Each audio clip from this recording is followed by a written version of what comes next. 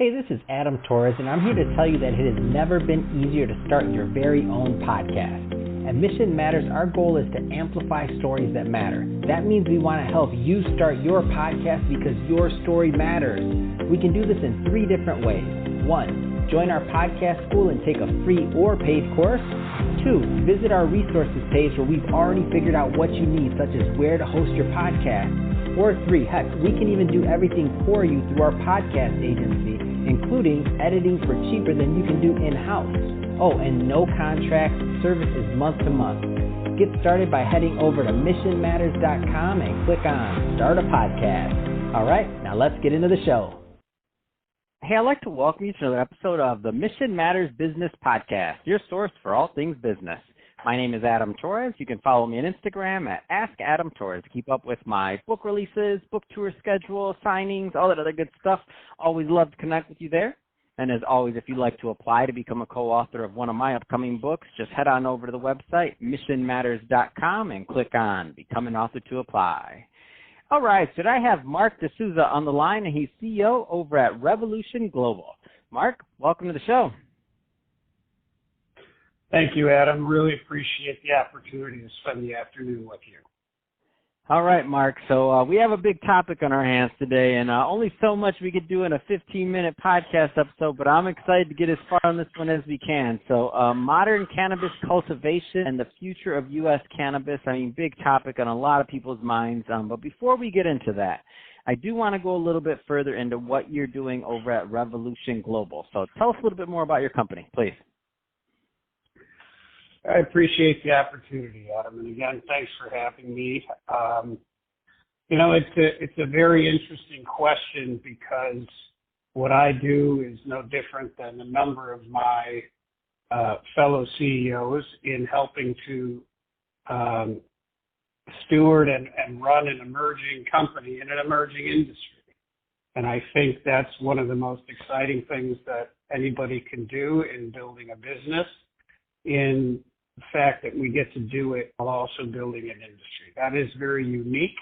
The last time we saw that happen, although there were some very different nuances, was in the emergence of the .com and internet industries. But obviously cannabis has its own unique properties, and we can get into that in the different subject matter. But it's been a very interesting run for me as a CEO and a senior executive in helping to develop not only our company as it evolved first in the state of Illinois and became a bigger and bigger part of the supply chain and the competitive industry that is here, but also having grown up as a company under such tight constraints and a great regulatory framework that was birthed here, that we were able to remain competitive, although a little bit slower than some of our other big names here in Illinois. We liked the opportunity of what it offered to us, how it educated us as operators, and what we were able to do as we went forward to operate and get our footprints in other states. So that's kind of a macro concept of how we see the world and how I have to face my day-to-day here at the company, but more importantly in helping everybody that's part of the Revolution team become better stewards and better competitors in an industry that continues to grow.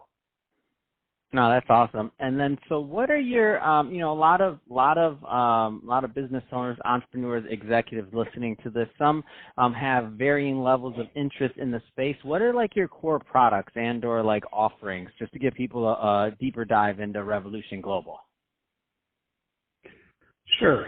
So we're a science-based health and wellness company at our core. That's how we approach cannabis, no different than if we were afforded the opportunity to approach either pharma or organic foods. We would probably approach those spaces in the same way. We take our responsibility very seriously because we were birthed out of the medical cannabis program and having to understand not only what we were giving patients to provide relief efficacy, safety, all the things that are important in providing medication are things that continue to filter through our approach to build a business and build our product offerings so that they were exactly or as close to what our patients needed. In turn, that allowed us to evolve as the industry expanded into adult use to discovering things that are even more demanded by recreational users, but again, applying the same consumer safety and organics to what it is that we're putting into consumers' hands. So with that being said, we always are looking for not only better product quality, we have a very robust genetics program and science program. We do everything in-house, and that filters all the way down to product delivery and efficacy. So if you think about what are the next evolutions of how do people get cannabinoids into their system, getting them away from the lung, maybe even trying to transfer out of the human digestive tract so we can ensure greater efficacy. And, we continue to work on things that, somewhere between subcutaneous and cutaneous delivery mechanisms are things that we continue to experiment with. But to give you a specific example, right now our product offerings are everything from high-grade flower all the way down to edibles, certain types of pills, and topicals. So that's kind of where we focus and continue to see consumer-driven feedback and demand drive our research and product development. Fantastic. And I wanted to set the stage for this because I think the topic's important. So modern cannabis cultivation, the future of U.S. cannabis. So what are you seeing in the industry? Because you're in this space day in and day out, operating this this growing company. What are you seeing right now that's interesting?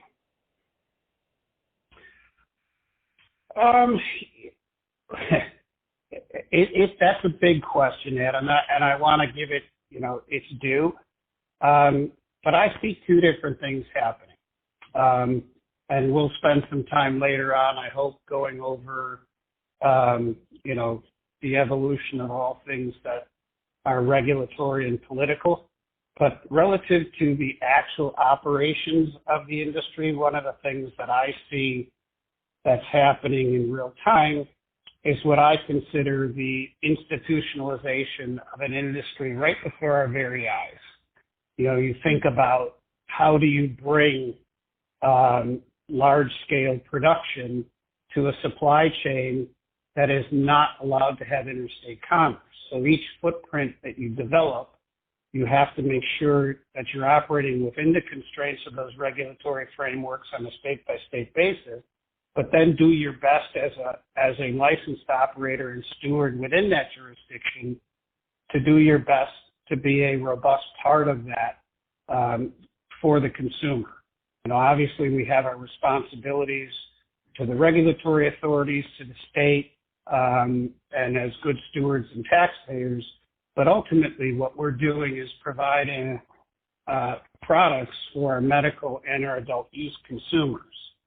So in the early part of my answer in this institutionalization of the supply chain, what I think we're seeing that's very positive for consumers is, the development of these supply chains in all these jurisdictions at a scale that, even prior to the federal relief that we're going to get into later, that is allowing the industry to continue to grow, be good stewards, be there for all levels of consumers, and do it at a level that really kind of takes the gray and black market out of a previously tainted industry. Let's go further down that line of policy and things that you're seeing there, whether it's the federal thing or otherwise. So what's interesting to you in that space? So it's another great question, Adam, and I appreciate it coming not just from you, but maybe there's some information that we can provide here to your listeners. But, like a number of my fellow CEOs, a good portion of our time is also devoted not just to running our company and M&A activity, but also on government relations. So I've had, the distinct pleasure in the previous career of being a registered lobbyist for my industry in Washington, and when I was brought on to Revolution, took up the same responsibilities here at our company, not only on a state level, wherever we operate, but also on a federal level in Washington, D.C. And so not only do I have those conversations directly on behalf of the company, but I sit on the board of directors of one of the oldest cannabis lobbying organizations that's based in Washington called the Marijuana Policy Project. With that being said, my unique perspective on some of the heartbeats or pulses of what I see going on that are important right now are two things. On a local level, we're seeing more and more states start to roll out their own programs, and we like to do our best to be a part of that conversation.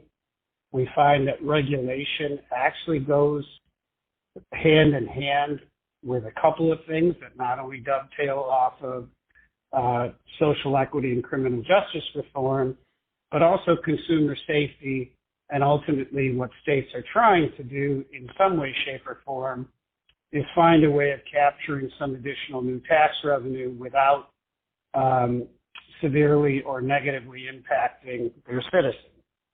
But with that being said, helping those states that are thinking about coming online is one of the things that we're trying to do anytime we hear that's being considered. But also on a federal level, I think the two primary things we've been trying to work on, although neither one of them got in the latest version of hopefully the new COVID omnibus bill. One is the Safe Banking Act and the other is the MORE Act. Both seem to have decent support. I'd say there's probably more bipartisan support on the MORE Act side, but everything we hear is that both of those will be stalled and will not be addressed on the House or Senate floor till after the election. But both of them have very meaningful potential impacts to our industry. One on the banking and capital markets side, that being the SAFE Act, and then more just a general impact to criminal justice reform and social equity in the MORE Act. And the thing that really excites us as an industry about the MORE Act in general is one of the main caveats there is it would remove cannabis from the controlled substance classification, which ultimately then has an impact on everything underneath it from a regulatory and banking standpoint. What's next for Revolution Global? So tell us a little bit more about your plans, for the company going forward. Sure. So Adam, one of the things that Revolution is focused on in the short and medium term is simply growth. As I said very early on, we're an emerging company in an emerging industry. So as a lot of us have matured, one of the things we realized very quickly, because there was some old school irrational exuberance, through 2018 and going public and all that stuff. What we've seen over the last 18 to 20 months is getting back to what we consider traditional business kind of rules, if you will. Having clean balance sheets, being EBITDA positive, having very little debt, things that make a company in any industry healthy or worthy of understanding valuation and justification for investment. So with that being said, our company has worked very hard in making sure that we are in that state meaning clean balance sheet, very little debt, positive EBITDA. All those things are wonderful, but what they do is they lay the groundwork for the growth that I alluded to. So there are several states that we're in. We like to focus on states that are highly regulated for a number of different reasons. One of which is if we're working hand in hand with a legislature and a regulatory authority that is strict, that then in turn justifies investment capital into that industry, because we know by default, and the biggest basic example is we're not competing with the black market. And that's always going to be something that's, we want to ensure as we're moving something forward within a state, that we're not taking excessive capital risk on our investors' behalf.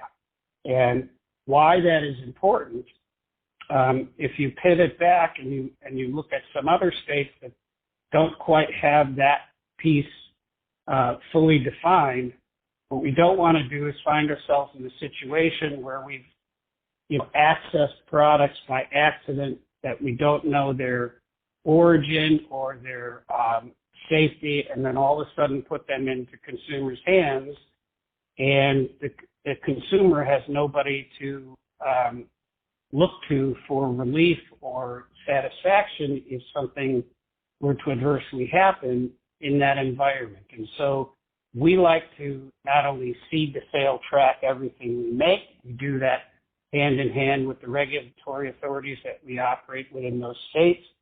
But the best thing that we like about our industry is that most of the places we operate, if it's not required, we do it on our own, which is third-party testing. The concept of truth and labeling in our industry is what is going to be the paradigm changer for cannabis relative to other consumable industries. It's the first time, in our opinion, that you're going to have mandated almost farm-to-table visibility where the consumer knows where something came from, what's in that bottle or that jar, and are there pesticides, is there mold, things that are important for them to understand what they don't want in their bottle. So those are the kinds of things that we continue to focus on that we think are important as we look at the triangulated relationship between laws, operating, and our responsibility to our consumers. Fantastic. Well, Mark, this has been great. So that being said, if somebody is listening to this and they want to follow the progress of Red Revolution Global and to connect with the brand overall, what's the best way for them to do that? Well, the best way to do that is if you look at our website. We constantly keep our PR and our news up to date there. We have an info @ where people can write in and ask us questions and ultimately get forwarded to the right person if an answer is or assistance is needed. We tend to take our responsibility not just to the social equity community, but to all consumers very, very seriously. And we try to be real-time responsive, and we want to make sure that even if it's questions, not, I need some kind of consumer help, but helping anybody who's interested in cannabis and understanding, anything that pops into our head is something that we want to be a resource for. So to get back to your question, Adam, come to our website at revolutionglobal.net.org. It should all funnel there very well and easily for the consumer. And obviously, Adam, if you hear from any of your listeners and want to forward them on, Revolution is there to answer any questions they may have. Perfect.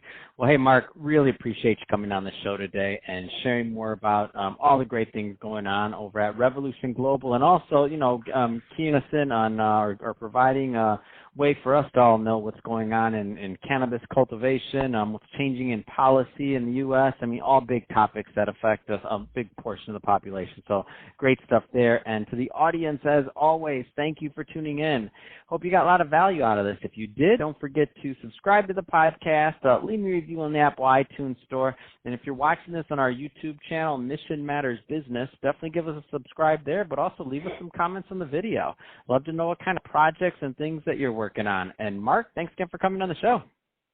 Thank you, Adam, and thank you to Mission Matters, and thank you to all your listeners.